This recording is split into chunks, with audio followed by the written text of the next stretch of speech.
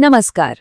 तो आज हम बात करने वाले हैं उत्तर प्रदेश की एक बहुत ही जरूरी योजना के बारे में, जिसका नाम है स्वामी विवेकानंद युवा सशक्तिकरण योजना। देखिए, इसका मकसद बिल्कुल साफ है, प्रदेश के स्टूडेंट्स को डिजिटल दुनिया के लिए तैयार करना। तो चलिए इसके बारे में सब कुछ जानते हैं एकदम डिटेल में। सबसे पहले तो ये देखिए कि ये योजना कितनी बड़ी है।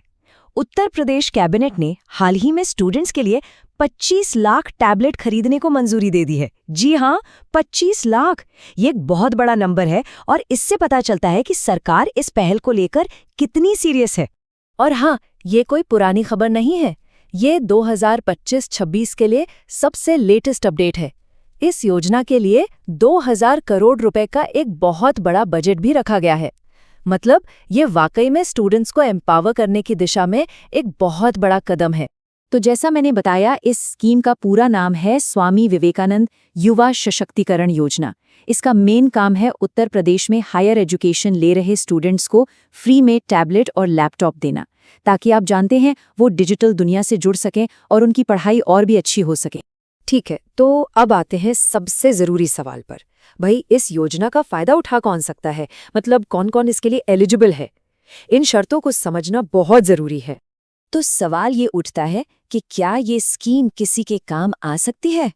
चलिए अगले कुछ मिनटों में हम इसकी सारी शर्तों को जरा ध्यान से देखते हैं, ताकि ये पता चल सके कि कौन इसके दायरे में आता है और कौन नहीं। तो देखिए, कुछ बेसिक शर्तें हैं। सबसे पहली बात तो ये कि कैंडिडेट उत्तर प्रदेश का ही रहने वाला हो।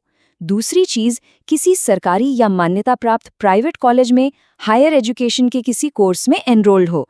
और हाँ, एक और जरूरी बात, कॉलेज के नियमों के हिसाब से पिछले साल की परीक्षा में कोई बैक नहीं होनी चाहिए। अच्छा, अब जरा ये भी देख लेते हैं कि कौन कौन से कोर्स इसमें शामिल हैं। तो लिस्ट में DELED, BEd, पॉलिटेक्निक और ITI से लेकर ग्रेजुएशन और पोस्ट ग्रेजुएशन तक के कई कोर्स आते हैं। तो मान लीजिए कि कोई स्टूडेंट एलिजिबल है, तो सवाल है कि उसे ये टैबलेट मिलेगा कैसे? इसकी पूरी प्रक्रिया क्या है?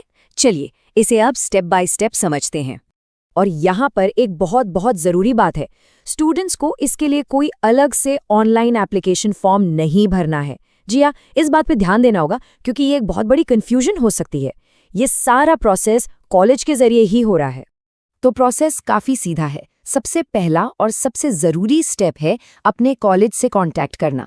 ये पक्का कर लें कि कॉलेज के पास आपकी सारी डिटेल्स बिल्कुल सही हैं। इसके बाद कॉलेज की जिम्मेदारी है कि वो स्टूडेंट्स का डेटा ऑफिशियल पोर्टल पर अपलोड करें। और आखिर में कॉलेज ही आपको बताएगा कि टैबलेट कब और कैसे दिया जाएगा। मतलब किसी भी जानकारी के लिए जो सबसे भरोसेमंद जगह है, वो आपका अपना कॉलेज ही है। ऑफिशियल गाइडलाइंस भी यही कहती हैं कि स्टूडेंट्स को टैबलेट डिस्ट्रीब्यूशन का स्टेटस जानने के लिए अपने कॉलेज के नोडल ऑफिसर से ही संपर्क करना चाहिए। अब आते हैं डॉक्यूमेंट्स पर। किन किन कागजों की जरूरत पड़ सकती है? बेहतर यही है कि सारे जरूरी कागजात पहले से ही तैयार रखे जाएं। तो एक छोटी सी चेकलिस्ट बना लेते हैं। आपके पास अपना आधार कार्ड, आपकी मार्कशीट्स, कॉलेज का ID कार्ड, निवास प्रमाण पत्र यानी निवास प्रमाण पत्र और एक पासपोर्ट साइज फोटो होनी चाहिए। कॉलेज वेरिफिकेशन के लिए ये सब मांग सकता है। चलिए, तो अब तक की सारी बातचीत को फटाफट समेट लेते हैं और ये देखते हैं कि अगला कदम क्या होना चाहिए। ये टेबल पूरी बात को बिल्कुल साफ कर देती है। देखिए, एक तरफ है मुख्य जानकारी, जैसे 25 लाख टैबलेट्स को मंजूरी मिल चुकी है और ये स्कीम कॉलेज मैनेज कर रहे हैं। और दूसरी तरफ है वो काम जो स्टूडेंट्स को करना है, यानी अपने कॉलेज एडमिनिस्ट्रेशन या नोडल ऑफिसर से संपर्क करना और अपने डॉक्यूमेंट्स तैयार रखना। तो सबसे जरूरी बात यह है कि पहल कॉलेज लेवल पर ही करनी होगी।